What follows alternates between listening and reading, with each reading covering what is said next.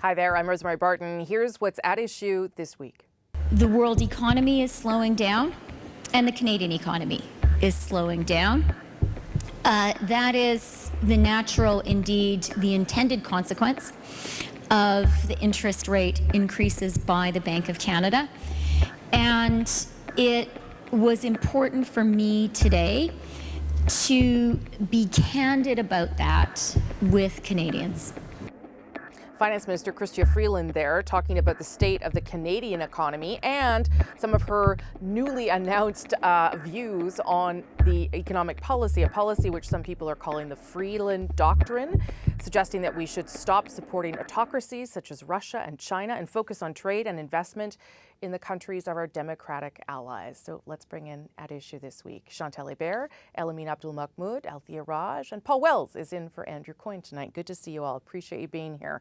I want to start with where something that happened across the pond, as they say, where difficult economic choices clearly resulted in serious political consequences for the British Prime Minister Liz Truss resigning today after a series, I think, of chaotic decisions, to say the least. And I wonder if there are lessons for countries like Canada as we head into certainly a slowdown, perhaps a recession. Chantal, do you want to kick it off? Well, for one, we didn't vote ourselves out of free trade with the United States. Good start.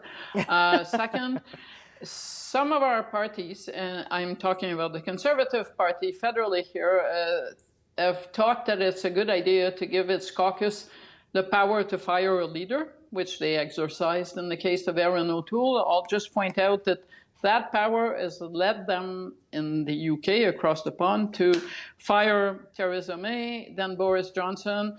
Now Liz Truss had a kick at the can.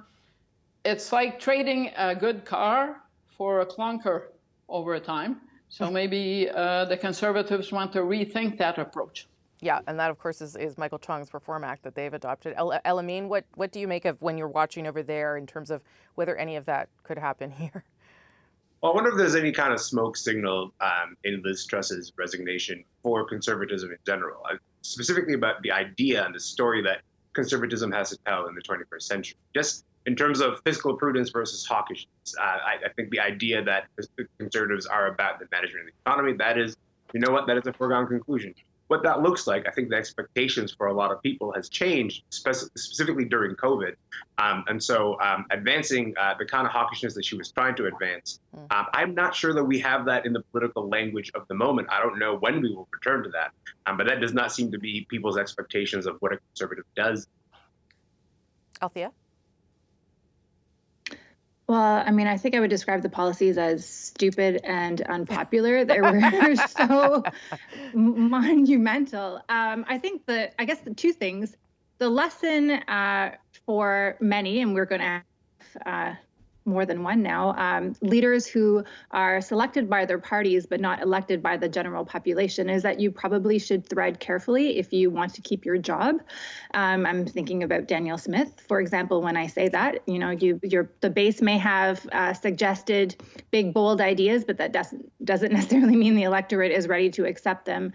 And then to Chantal's point about the Michael Chung Reform Act, you know, this is just another proof point that perhaps is worth listening to the members. I mean, I feel bad that Andrew Coyne is not here because I know that he would chomp at the bit to argue this case. But it really does suggest that stability, you know, if the Liberal caucus had been empowered to knife their leader, we probably would have seen a movement in that direction. So it's not that we are somehow special. It's just that our rules, the rules the party has chosen for themselves, don't allow that to happen. Paul, last word to you on this one. On big lessons, the big lesson in Britain is don't get huge structural decisions wrong. Liz Truss was right in 2016 to oppose Brexit. Britain gave up automatic access to the 500 million people who represented the best market there will ever be in the world for British goods and services. And a free trade deal with Canada, which incidentally 5 years later doesn't exist, is not going to compensate for that. Yeah. Truss was trying her best to produce the economic growth that Britons had passed up and she went about it in a way that was lauded as audacious by most conservative commentators on the day she announced the mini, or her chancellor announced the mini budget. And then when everyone else in the country started to stampede, people changed their mind. So don't get big stuff wrong. There are no free choices.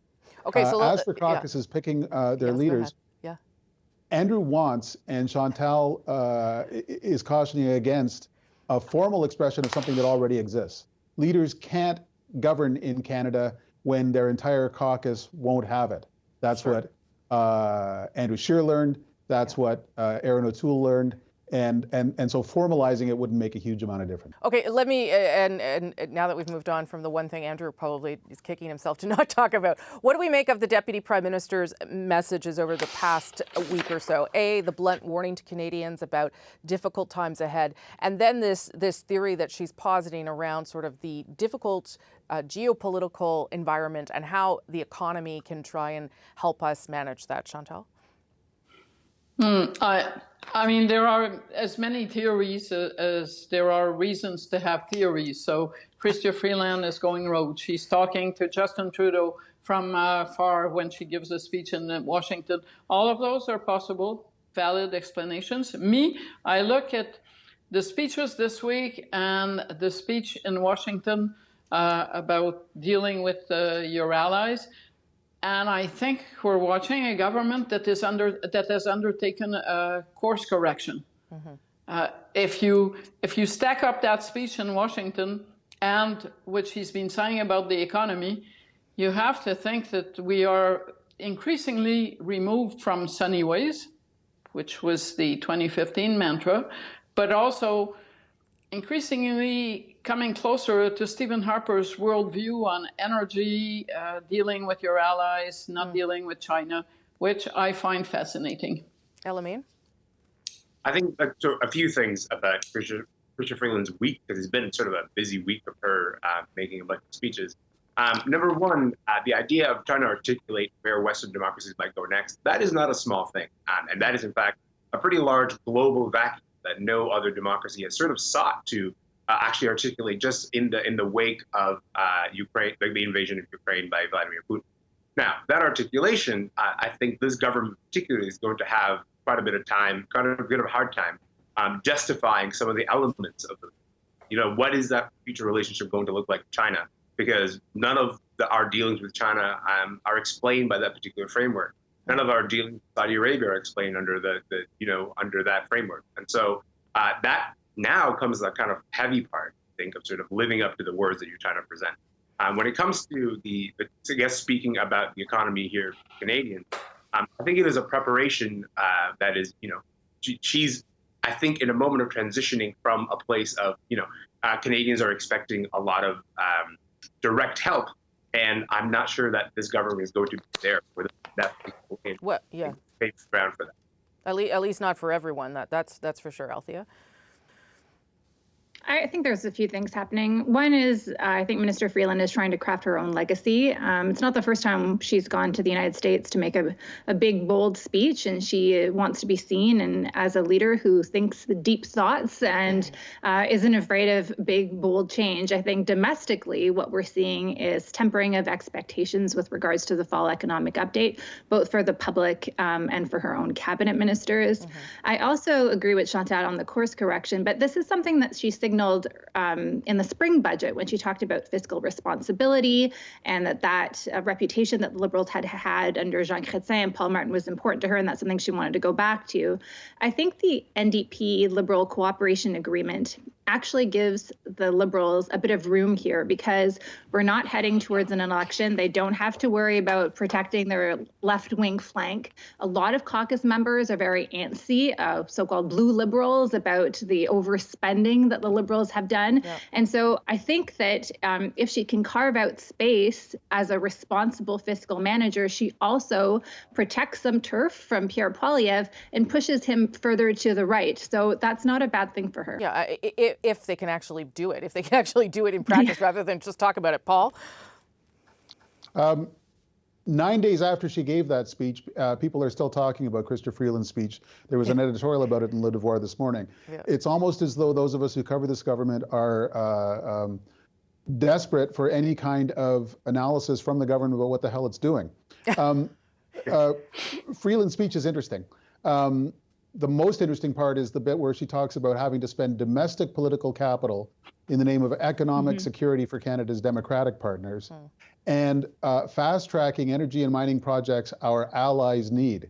I'm reading from the text. That suggests a kind of yearning for responsibility and adult behavior from a Canadian government that often seems to think that other countries exist to give us stuff. But like Chantal, I've spoken to many people in the government or who were recently in the government this week asking what they make of the speech, and everyone's got a different theory, which means that no one knows, which means that this does not reflect a strategy of the government. And the best information I have is that there is no change in policy that is reflected in this speech. The government's policy on these issues is the same today as it was at the beginning of the year. Chantal, last word, and then I'm going to take a break. Yeah, Chantal. Considering how vague Justin Trudeau is with those big sentences, it's easy to fit any speech into government policy. That being said, I was fascinated for bad reasons by a video they put out on social media where Justin Trudeau and Chrystia Freeland really badly shot. They're talking about what they're doing to help Canadians, but it seems like they have something in their necks. So when one is speaking, the other is going, and vice versa. And what I took from that was that they put this out to show that they're on the same page on we don't know what. And just so for people that you didn't see Chantal, the other panelist, she was shaking, nodding her head there, which is what the two of them did to one another. Yeah, like my neck was suddenly unhinged. Look at the video, it's amazing. Ontario Premier Doug Ford is facing calls to testify at the inquiry into the government's use of the Emergencies Act. Yes, I stood shoulder to shoulder with the Prime Minister. These folks were, camping out, everything from whirlpools, disrupting downtown, disrupting the lives of the people of Ottawa. We've worked collaboratively with the mayor and the Prime Minister over at the borders. They were holding up $1 billion of trade every single day, getting across our borders. We were getting phone calls from governors. It's unacceptable. So how could all of this impact the relationship between the federal government and the province, if at all? Chantal, Elamin, Althia, and Paul are all back for that. Paul, why don't I start with you on this one, because I know you've been following it too. It seems this week that that evidence or things that we've heard revealed that the Prime Minister thought that Premier Ford was, quote, in hiding from his duties. And that has, I think, brought about this call that might be nice to hear from Doug Ford at the inquiry. What do you make of the complete chaos that there seemed to be between different levels of government in terms of communication? After nearly a decade of getting very little but talking points and euphemisms from governments at all level, this week at the Commission has been a fantastic cornucopia of delights for the journalists covering it, because someone has picked up a rock and we're seeing how 3 levels of government behaved in a crisis. And it's rich and disturbing and weird at the same time. But on the question of whether Ford should be there, the Emergencies Act itself says that the commission that is required to be put in place after every time the act is invoked should look at both the choice to use the act and the circumstances surrounding it. Commissioner Rouleau is giving that a broad interpretation. He's got several members of every police force. He's got about a half dozen members of the Ottawa Municipal Administration. There will be 7 federal cabinet ministers and their deputies. The mayors of Coutts and Windsor are going to be there. A young woman who lives in downtown Ottawa who sought an injunction because she was tired of exhaust fumes and horns blaring. In that amazing procession of people who are testifying in this commission, it is ridiculous that the Premier of Ontario, who's constitutionally responsible for policing and municipalities, is not there. So would we expect him to put up his hand then, Chantal, or could that change over time? The fact that we're not going to hear directly from him about whether he was actively doing anything about any of this? Well, we surely know where he stands on the use of the Emergencies Act. There's no backing off from the statement that you've just put on air. That being said, it boggles the mind that the Premier, whose province was the center of this movement, is not being asked to talk about his take on what happened. Last time I looked, Ottawa, Not part of Quebec, still part of Ontario. Windsor, same deal. So unless I got my geography wrong, I don't understand why the Premier of Ontario is not going to this commission or not being asked to come to give his take. And I wonder, Elamin, if there's political risk in him not doing it. I mean, you could see there would be risk in him going, for sure. He's exposing himself to, whatever criticism existed at the time. But if he doesn't do it too, surely there's got to be some risk there for him. Listen, if there's political risk to that, he certainly has not calculated that as of last week. These calls are getting pretty loud this week for the Premier to show up. The fact that he did not specifically plan to, and he said, he wasn't asked, that's obviously an insufficient answer.